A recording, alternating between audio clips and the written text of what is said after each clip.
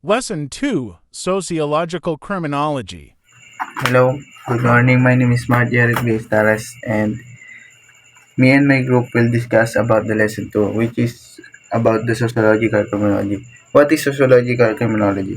Sociological criminology suggests that societal factors such as poverty, membership, or subculture, or low levels of education predispose people to commit crime. In Tagalog, which is ito ay isang pag-aaral ng buhay panlipunan, komunidad, pagbabago sa lipunan, at mga sanhi o salik sa lipunan na nakakaapekto sa tao o sa pag-uugali ng tao.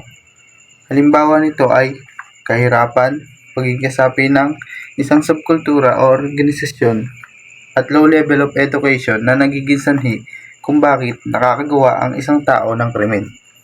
Halimbawa, isang tao na naimpluwensyahan ng lipunan o mga taong nakapaligid sa kanya upang gumawa ng krimen.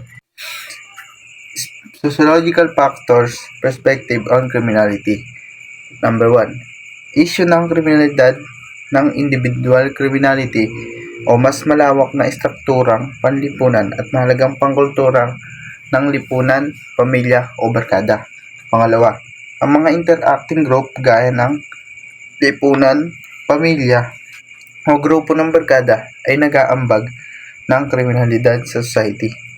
Pangatlo, ang mga paraan ng kultura at mga estrukturang panlipunan na bumuo o nabuo sa kasaysayan ay nakakaambag sa kriminalidad. Pangapat, ang proseso ng pagbabago na dinaranas ng mga nabanggit na grupo ay nag-aambag ng kriminalidad sa society.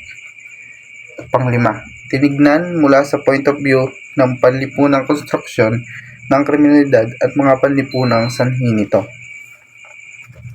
And the third one is, who is sociologist? A sociologist refers to someone who studies society and social behavior by examining the groups, cultures, organizations, social institutions, and process that people develop. Ito ay pag-aaral, ang sociologist, ito ay nag-aaral sa ugali ng tao, komunidad, at social behavior sa pamamagitan ng mga grupo, kultura, organisasyon, social institution, at mga proseso ng mga tao. Halimbawa, ang mga halimbawa nito ay si Karl Marx na isang German political economist. Nag-aralan niya ang mga uri ng tao tulad ng owner between workers na nagpapakita ng kanilang mga sarili tulad ng pang-aalipin at feudalismo. Halimbawa din ito ay pag-aaral sa kasarian ng tao, ugali, racial issues, phenomena, at iba pa. The next one is, what is perspective of sociologists on crime? A sociologist sees a crime as an individual and social problem and believes that it cannot be properly understood without examining the surrounding social, political, and economic context. A sociologist believes on the concept of social learning theory.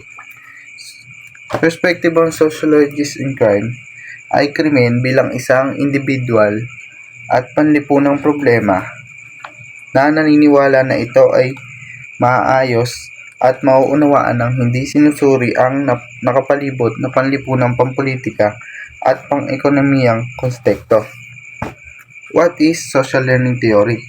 Social learning theory view that people learn by observing by others. It explains how people learn new behaviors, values, and attitudes. Social learning requires attention to the person observed, remembering the observed behavior, the ability to replicate the behavior, and motivation to act the same way. Sociologists have used social learning to explain aggression and criminal behavior, especially. Social learning theory is the learning of social behavior which proposes that new behaviors can be acquired by observing and imitating others. Social learning theory ay isang teorya ng pag-aaral sa lipunan at pag-aaral ng pag-uugali ng tao sa komunidad na nagmumungkahi na ang pagbabago ng ugali ay maaaring nakuha sa lipunan o sa pamamagitan ng pag-oobserba at pag-aayos sa iba. Mga halimbawa nito ay, halimbawa, may kapatid ka. Yung kapatid mo na yon is nakapapanood ka niya magbike. I-imagine mo, 7 years old yung kapatid mo and hindi pa siya marunong magbike. Ngayon, ikaw, nakita ka niya nagbabike. Then, one day, parang nakita mo siya na natuto na magbike na kahit wala naman nagturo. Yun ay isang pag-adapt ng isang skill ng bata o ng kapatid mo na nakita lang sa iyo. Ang isa pang halimbawa ay yung pananamit. Yung pag-a-adapt mo sa pananamit ng ibang tao. Parang halimbawa, 'di ba, merong generation, iba't ibang damit iba't ibang way ng damit or fashion ang ini-expose. Tulad ng 1980s, yung mga haba and mga anong damit. And ngayon sa generation namin, yung mga may ikli, mga crop top, mga shorts. Ayun. At isa pang, yun ang halimbawa ng isang social learning theory. Ito ay isang teorya ng pag-aaral sa lipunan at pag-aaral ng pag-uugali ng tao sa komunidad. I am PLL from Main 15. Key tenets of a social theory. A. Learning is not purely behavioral. Rather, it is a cognitive process that takes place in a social context. B. Learning can occur by observing a behavior and by observing the consequences of the behavior. C. Learning involves observation, extraction of information from those observations, and making decisions about the performance of the behavior. Learning can occur without any observable change in behavior. D. Reinforcement plays a role in learning, but not entirely responsible for learning. E. The learner is not a passive recipient of information. Cognition, environment, and behavior all mutually influence each other. In social learning theory, Albert Bandura agrees with the behaviorist learning theories of classical conditioning and apparent conditioning. Classical conditioning theory, this was proposed by Ivan Pavlov, a Russian physiologist. According to this theory, behavior is learned by a repetitive association between the response and the stimulus. Also, the environment shapes the behavior and internal mental states such as thoughts, feelings, and emotions do not explain by the human behavior. Operant conditioning theory, also called instrumental conditioning, which states that people are likely to emit responses that are rewarded with and will not emit any responses that are neither followed by any reward nor punishment. Ibig sabihin, yung mga tao nagre-respond lang sila if may reward. So, kapag walang reward or punishment, hindi sila nagre-response. This theory was given by B.F. Skinner, who believed that behavior is voluntary and is determined, maintained, and controlled by its consequences. Ibig sabihin, yung pag-uugali ay kusang loob at napapanatili at kinokontrol ito ng mga consequences or bunga nito, either yung bunga nun is right or wrong. Bandura's 4 principles of social learning. Number 1, attention. The extent to which we are exposed, notice the behavior. We cannot learn if we are not focused on the task. Ibig sabihin, hindi tayo matututo sa isang bagay kung hindi tayo nakapokus sa isang doon or yon. 2. Retention. How well the behavior is remembered. We learn by internalizing information in our memories.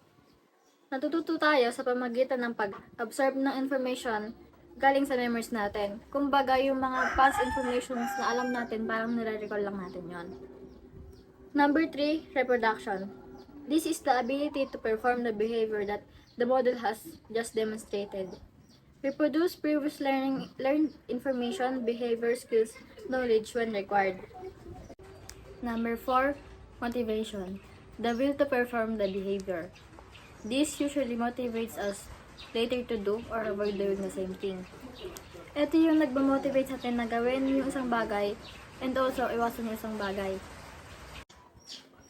Social learning theory has been used to explain the emergence and maintenance of deviant behavior, especially aggression.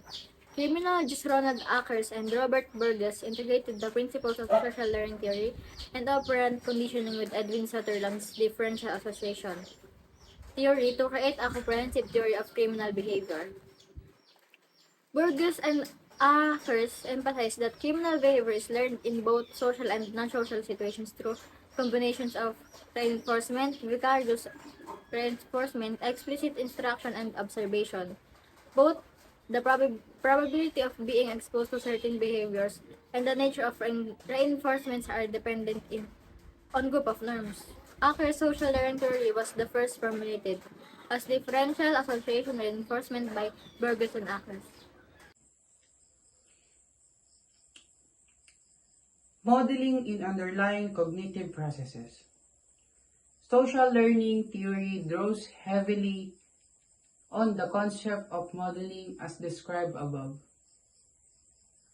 For example, researchers seek to identify and stimulate the underlying cognitive functions that drive human thinking, decision-making, memory, or perception.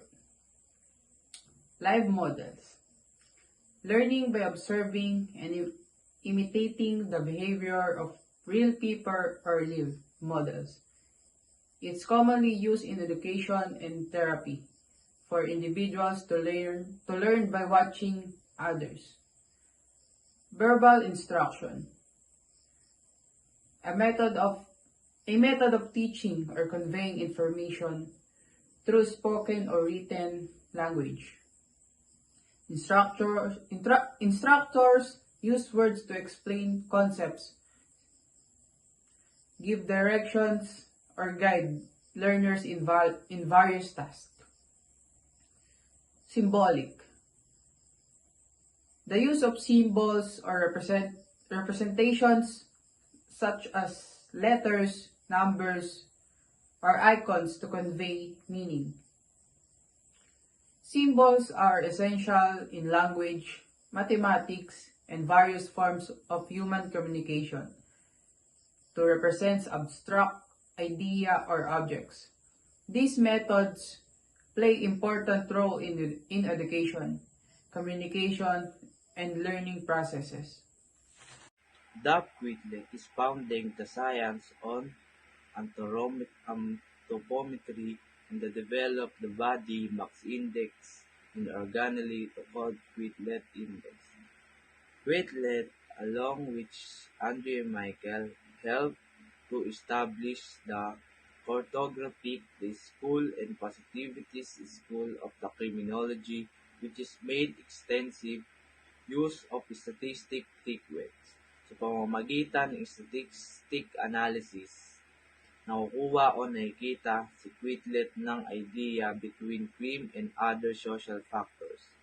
Among its foundings, which is strong relationship between age and crime as well as gender and crime others influential factors. His founding included climate and education and alcohol consumption, which is a research findings published and in of the development of the propensity to crime. Rawson is the use crime statistics targets the link between population density and the crime rate, which is crowded cities creating an environment conducting for the crime. Reason use crime statistic para magmungkahi ng link sa pamamagitan ng population density and crime rates. Harry Bauman may he used to empirical method and ethnographic approach to address social question and in London, which is based from his research and intensity include and the London labours and the London food. Ginagamit ni Henry ang empirical sa pamamagitan at anogpy approach para masagutan yung mga nakatugon sa kahirapan sa London. Emilio Durkheim is a views to crime and aspect to society distribution of others, this difference among a people. This concept lead to the development of theory. Para sa kanya, itinuturing niya ang krimen ay hindi maiiwasan. William Adrian is a belief in link between crime and economic and social condition. He is asserted that crime is social in origin and a normal response to cultural condition. In more primitive societies, to consider that survival required for the selfless, which is the community. Naniniwala siya na sa pamamagitan ng crime economics and social condition na crime in social in origin and more normal response, ipinaglalaban din niya na ang kaligtasan ay nangangailangan ng mas higit pa. Sociological theories on crime offer various lenses through which we can understand the root causes of criminal behavior. These sociological theories collectively shed light on the multifaceted factors contributing to criminal factors and behavior, helping us better understand and address crime within different social contexts. Number 1 is structural strain theory. Suggests that individuals turn to crime when they face a disconnect between their social goals and the legitimate means to achieve them. For example, someone living in a disadvantaged neighborhood with limited access to education and job opportunities may resort to crime in pursuit of financial success. Number 2 is labeling theory.